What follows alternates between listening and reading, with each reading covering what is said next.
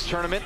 Got 2 points already. There's Attack Visor, Transcendence, keeping FaZe Clan healthy. That Attack Visor not going to do quite as much here. No, in the end, it does get too easy. Crucial kill on that Tracer. Looking for one on Forsaken. He will go down. Timing with one under Rockets. There's a wipe.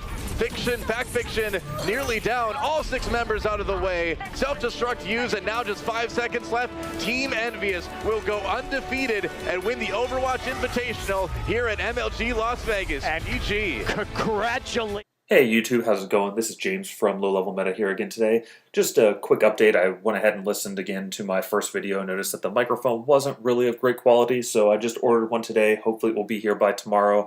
And surprise, surprise, somebody's covering MLG Vegas. Now, I know that in my first video I went ahead and said, hey, I'm going to cover, gold, low plat, everything below that, kind of to give everybody hints and ideas on what to do. And here I am already in my second video covering a professional scene.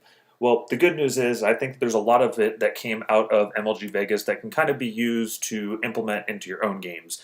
Now, there's going to be some issues, of course, if you're doing solo queue. Solo queue is a bit harder to get your team to coordinate with, but I think overall you can kind of see the advantages that a lot of the team comps used that will be helpful for you and your compositions when using competitive play. So let's first go ahead and take a look at what the most popular unique team composition was in MLG Vegas for Overwatch.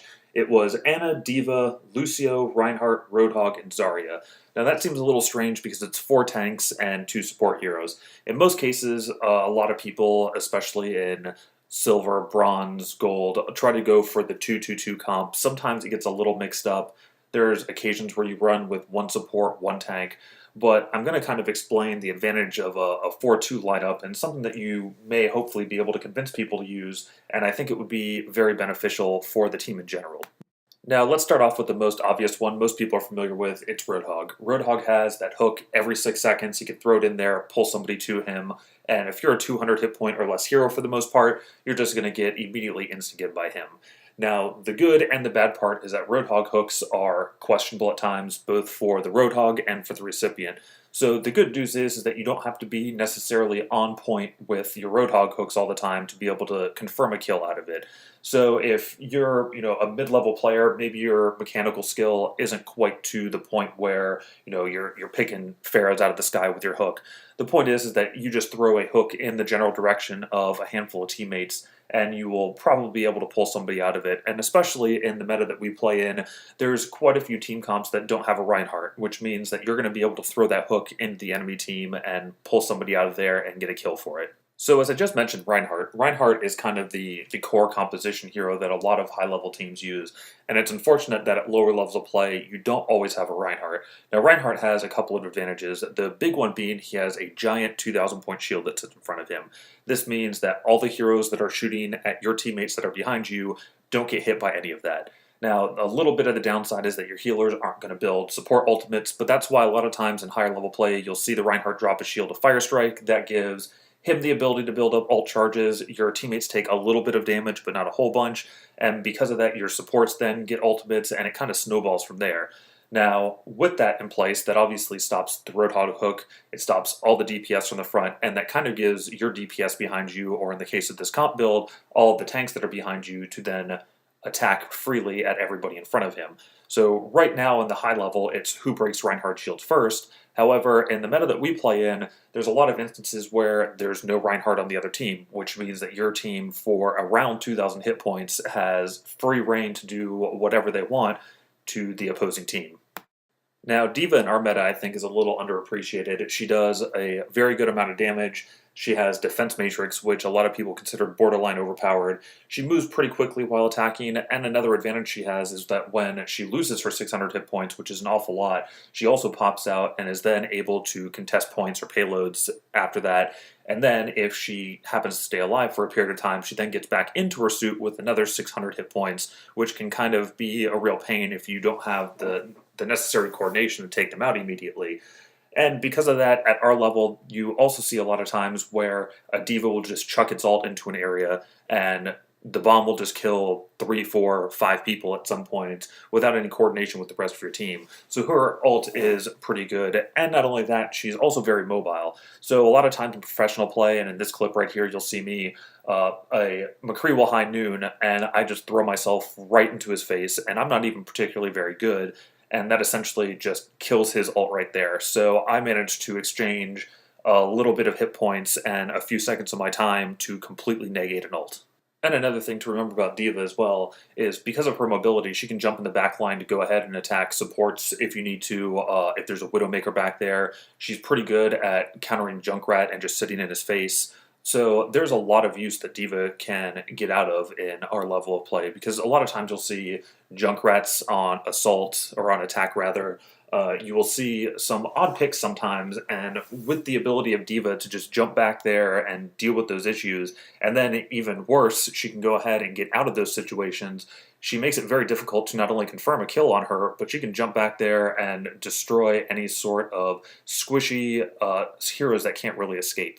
So finally, for the tank category here, the last one is Zarya, and I think Zarya is also quite underutilized in our level of play.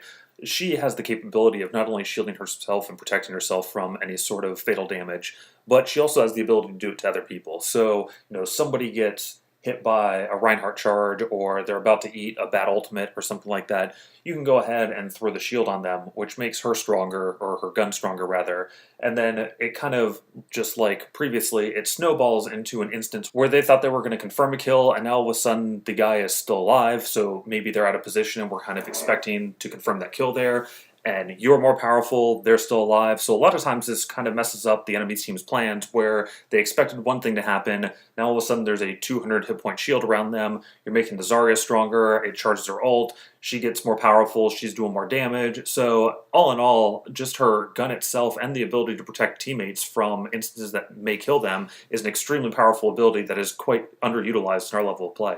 Also, something that's kind of overlooked with her is that our level of play, there's sometimes a lot of teams that either spread out way too much or are right on top of each other, and they don't really keep track of who has ultimates ready. So if they are really stacking on top of each other, a Graviton Surge into the middle of them is going to pull them all in, and just with a small amount of coordination with your teammates, all of a sudden you pull all 6 members in, there's a Dragon Strike, there's a D.Va ult, there's, any of those types of things. And pretty soon, everybody in the opposing team is dead, and you can either capture the point without any sort of conflict, or on the other hand, you can move the payload or stop the payload from moving. So for the first support, we're going to go over Lucio. Lucio's pretty much been a staple since the beginning of the game. Between his healing aura and his speed boost and his sound barrier, all those things are extremely useful. Unfortunately, the level of, bronze, gold, silver, there's a lot of people who don't always utilize the speed boost. Speed boost is an amazing ability that can either get your team choke points, you can kind of escape faster, you can move in faster. There's a bunch of stuff that people aren't always expecting with speed boost. But most importantly, even if you just leave him on the healing aura, which I don't recommend you do, but if you happen to do that, just by virtue of you being there, you're keeping your teammates at least from taking poke damage and then having to sustain a fight where maybe they're down 50 or 100 hit points, where in a case with Lucio, you're just constantly healing them up with no interaction of yourself, and then once every 12 seconds you're amping it up to kind of speed that along. So finally, obviously, the last one is Ana. Now, Ana is a little more complicated. She isn't necessarily somebody that I recommend to a new player, or even somebody who's played for a while and isn't necessarily familiar with all of her abilities. She can be very complicated. She's a hit scan weapon when she's zoomed in, it's a projectile weapon when she's zoomed out. She has the biotic grenade that can be used both offensively and defensively, and she also has the sleep jar, which can occasionally be difficult to hit. All in all, though, Ana is a very important part of this. Her nano boost can pretty much make anybody into more or less an unstoppable killing machine for a couple seconds. And while this is going on, she has the most burst healing available to anybody in the game. But with her biotic grenade, if you use it defensively, between her and Lucio, being able to keep people alive is fairly easy, and especially with this lineup. With just the tank heroes, you're looking at 2,100 hit points, 500 of it being armor, and then if you throw in, obviously, Lucio and Ana, you're looking at another 400 hit points on top of that. So that's a huge amount of hit points that the opposing team has to get through. Now, another thing to mention, too, is quite popular, especially with Envious, who ended up winning the tournament, that they replaced their Zarya with the Soldier 76. Now, in this case, I would say probably in an ideal world where you're as good as Harry Hook, being able to go ahead and switch out your Zarya for Soldier 76 is a great idea. But I think all in all, in our level of play, it will probably be easier to play with the 4 tanks and 2 support, possibly even going down to 3 tanks, possibly dropping the Zarya, and adding in is a Nyada, who's also very good. All in all, I'm pretty sure the question you're asking right now is, how does this apply to me? Why is this important? Well, I think the advantage of both the 4-2 and the 3-3 comp is that it lends itself to a lot of mistakes. You don't have to be a professional level team to go ahead and use it. There's a reason why people like Envious and Fnatic and all the pro level teams have been using this comp. It's because it's very generous to its players. You can go ahead and make mistakes with Roadhog and you have a self-heal. If you're using a Zarya and somebody gets pinned or somebody gets in a bad position, the Zarya can shield them. Ana is capable of re-healing or out-healing a lot of damage that's done to him. Reinhardt will go ahead and protect your team. So in situations like this, when you have a team that has a strong comp like that, you have so many hit points that are able to be used and just absorbed by your teammates that a small mistake of positioning or anything like that won't necessarily immediately cost you your life. So finally, we're going to go ahead and look at some of the weaknesses of this. Now, the big one is there's no long-range damage, and that kind of comes in where hero swapping is important. As we say that, Happy Cool taking out the opposite star player on face, Shadowburn going down so early. That was a great rocket from long range to take out Shadowburn. Wasn't who was going for it, gets Forsaken, just domes him in over the top. And at this point, Huck, does FaZe have to look at this fair and go, look, we need to run a Soldier, we need to run a McCree? Yes. Yes, they do, CP. We've been saying it. Please, FaZe, adjust, because it is not working. And you have 2 good hit scan players on your team in Zombs into Easy. If you notice that there's 2 long-range people, maybe there's a Pharah and a Soldier 76 that are running against you, and you just can't get far enough in their lines to do the damage that you need to do to then take them out, then it's worth noting that switching to a Soldier 76 from your Zarya or one of the other people, if they're capable of doing so, go ahead and switch. That was a problem that Shadowburn ran into at some point during the tournament, and it's something that you can even take into your games, that if something's not working, then go ahead and switch off to another hero that may be functioning better. Maybe somebody else can play the hero that you're playing that counters somebody better. Not too long ago in a game that I was in, there was a Soldier 76 who agreed to get off of Soldier 76 because a Pharah was doing work on him. Now that's not something that you see normally very often, where somebody admits, hey, I'm not doing very well in the Soldier 76, especially against somebody that they're supposed to counter, and then let somebody else take over. And sometimes if you go ahead and do that, all of a sudden the tables will turn and will do very well. And this is something that you always have to remember. If maybe there's a team comp that you thought you'd be running and that would do very well, all of a sudden it's not, take a couple seconds and just kind of look at what's going on. And don't be quick to blame everybody else on your team, because there's chances are there's something more that you could be doing as well. Maybe you've been out of position, maybe you haven't been prioritizing the right targets.